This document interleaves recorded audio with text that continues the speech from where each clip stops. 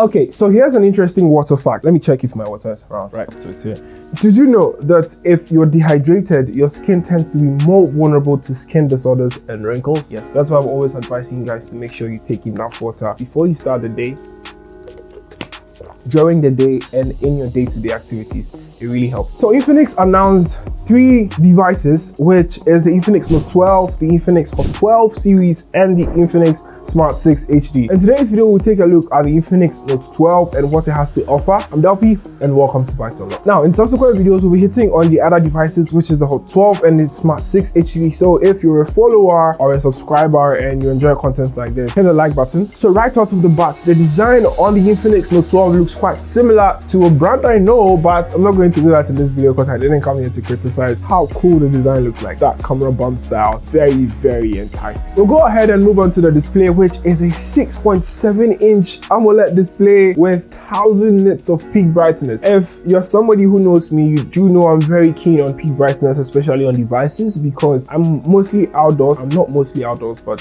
I just had to say that for the video. If you are mostly outdoors, you get to see the device's display very vibrant and be able to read or have more visible stuff going on the screen. And Infinix is set to start such a groundbreaking stuff on their devices, because that should be the first time they are ever making a device with that huge amount of nits brightness. Now, talking about groundbreaking stuff, I stand to be corrected, but I believe this is the first Infinix device with an AMOLED display, to be very honest. And it's quite interesting, but then why did they keep so long in starting an AMOLED device for so long? Because their fans have been asking for it for quite some time now. Finally, it's here. The device is capped at 1080p and nothing else in addition. By nothing else, what I mean is I didn't read anything on the device that indicated that the device would come with a refresh rate. So for now, what I can say is the refresh rate is probably capped at 60 Hz for the time being. I'm surprised there was nothing like that mentioned. Now, when it comes to platform and OS, we have Android 11 out of the box, which is quite surprising. I heard that it could be upgradable to Android 12 pretty soon or somewhere in the near future. It also comes with XOS 10.6, which is my least preferred skin. XOS is mostly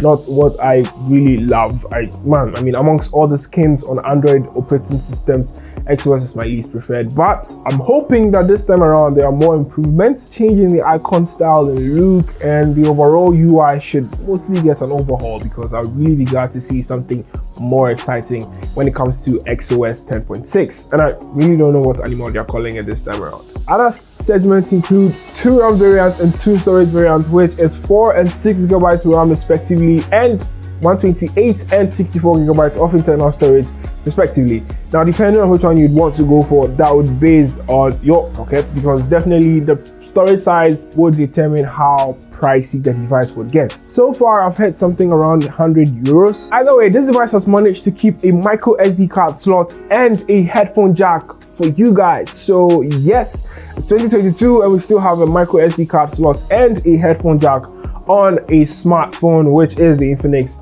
Note 12. Now, summing everything up, we'll take a look at the cameras and the batteries. Now, with the cameras, we have a triple rear camera setup with a 50 megapixel main camera shooter, which is a wide lens, and a 2 megapixel and a QVGA lens. I still do not get why they put QVGA lenses on their devices, because I don't really see the purpose they really serve on there when it comes to putting a QVGA lens on a smartphone. You could have at least put an ultra wide angle lens or a macro lens on there, but hey, again, I'm not the one designing these devices, so they choose to do what they want with it. But the selfie camera, which is in the water drop notch section of the device, is a 60 megapixel selfie lens that is expected to shoot great selfie shots. Again, when it comes to videography, the cameras on the device would shoot video at 4K 30 FPS, that's for the rear side, whilst the selfie camera would shoot video at 1080p 30 FPS, capped for the selfie camera. Now, in terms of battery life and charging speeds, the charging speeds on the Infinix Note 12, I almost said hot, is 33 watts. That's really hot, to be honest, because on an Infinix device, 33 watts for charging, that should get your device charged from 0 to 100% in close to 50 minutes or less. With that fast charging speed, you're getting 5000 mAh battery capacity coupled with that fast charging speed. So, you know, your phone will be fully charged really quick and you have a longer time period to exhaust the battery the battery capacity or the battery level,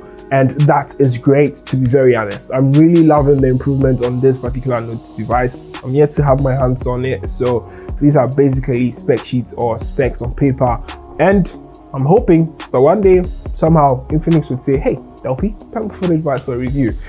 Anyways, I'm Delpy, and until I get my hands on the Infinix Note 12, do stay tuned for the Infinix Hot 12 series and the Smart 6 HD, which will be right up next after watching this video. I'm Delpy, thanks for watching. Don't forget to share, like, and subscribe, and always drink some water. It's very necessary.